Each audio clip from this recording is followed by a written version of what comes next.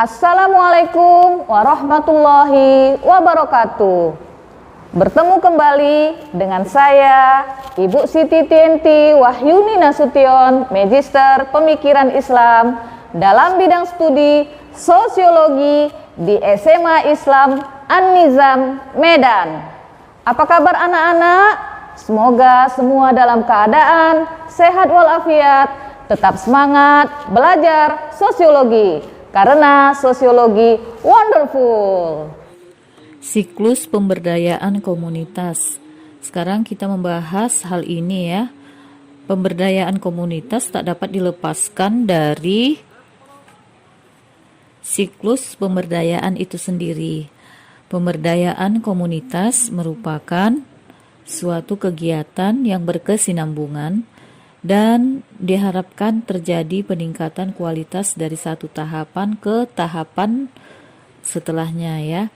Nah, menurut Terry Wilson, terdapat 7 tahapan dalam siklus pemberdayaan komunitas, yaitu sebagai berikut. Yang pertama, tahap pertama, keinginan dari masyarakat sendiri untuk berubah menjadi lebih baik. Kedua, tahap kedua, yaitu masyarakat diharapkan mampu melepaskan halangan-halangan atau faktor-faktor yang bersifat resisten terhadap kemajuan dalam diri dan komunitasnya.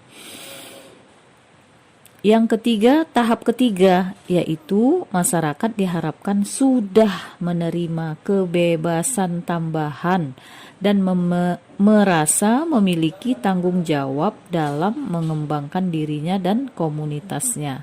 Yang keempat, tahap keempat, yaitu upaya untuk mengembangkan peran dan batas tanggung jawab yang lebih luas. Hal ini juga terkait dengan minat dan motivasi untuk melakukan pekerjaan dengan lebih baik.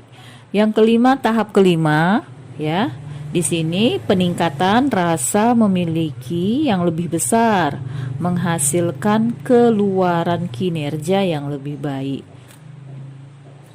Pada tahap ini, hasil-hasil nyata dari pemberdayaan mulai terlihat. Yang keenam, tahap keenam, yaitu di sini telah terjadi perubahan perilaku dan kesan terhadap dirinya. Jadi di tahap keenam ini telah terjadi perubahan perilaku dan kesan terhadap dirinya. Ketika keberhasilan dalam peningkatan kinerja mampu meningkatkan perasaan psikologis di atas posisi sebelumnya. Yang ketujuh, tahap ketujuh. Di sini masyarakat yang telah berhasil dalam memberdayakan dirinya merasa tertantang untuk upaya yang lebih besar guna mendapatkan hasil yang lebih baik. Jadi inilah tahap-tahap siklus pemberdayaan komunitas dalam masyarakat. Berikut kita bahas tahap-tahap pemberdayaan komunitas. Dalam rangka pemberdayaan komunitas masyarakat, pertanyaan yang sering dilontarkan adalah sampai kapan pemberdayaan dilakukan? Tentunya pemberdayaan tidak berlangsung selamanya, melainkan hingga komunitas masyarakat itu mandiri. Maka dari itu proses pembelajaran sangat diperlukan. Proses pemberdayaan tidak instan diberikan begitu saja kepada masyarakat. Hal ini dikarenakan penerimaan masyarakat berbeda dari berbagai aspek.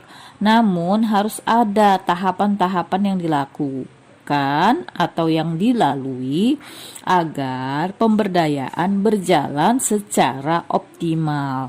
Tahapan-tahapan pemberdayaan sebagaimana dikemukakan oleh Sulistiani dalam buku Kemitraan dan Model-model Pemberdayaan adalah sebagai berikut. 1. Tahap penyadaran dan perilaku menuju kesadaran dan kepedulian.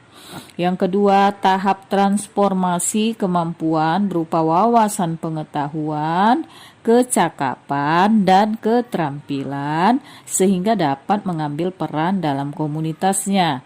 Yang ketiga, peningkatan kemampuan intelektual, kecakapan, keterampilan sehingga akan terbentuk inisiatif dan kemampuan yang inovatif untuk mengantarkan pada kemandirian.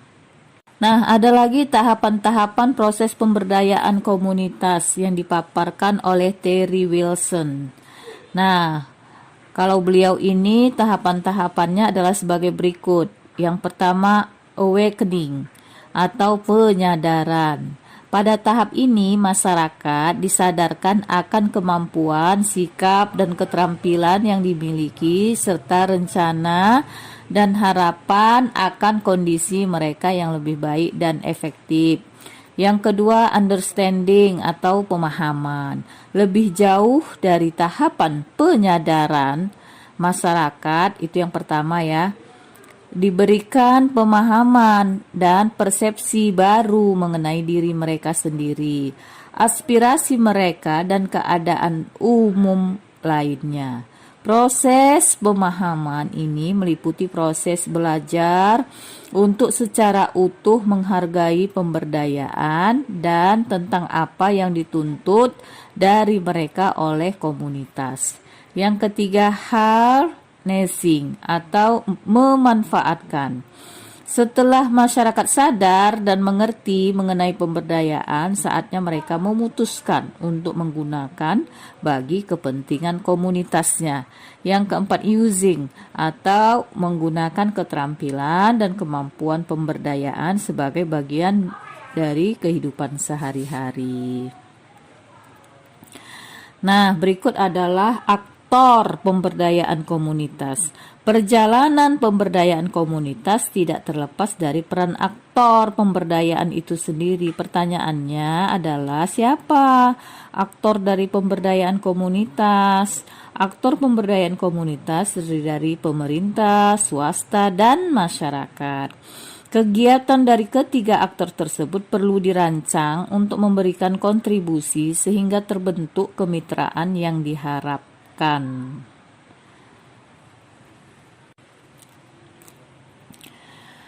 Pemerintah tentu saja lebih banyak berperan sebagai penentu rambu-rambu kebijakan, meski peran yang paling menonjol adalah sebagai pengambil keputusan dan pendanaan.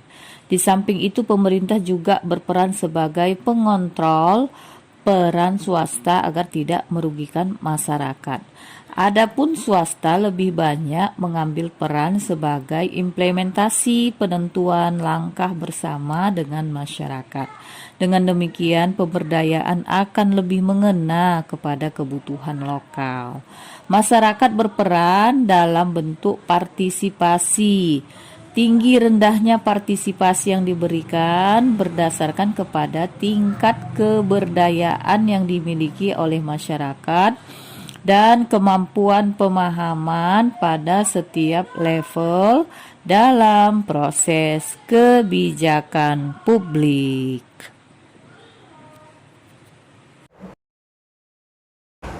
Demikian pembelajaran hari ini. Sampai jumpa di video pembelajaran berikutnya. Jangan lupa like, comment, and share video ini.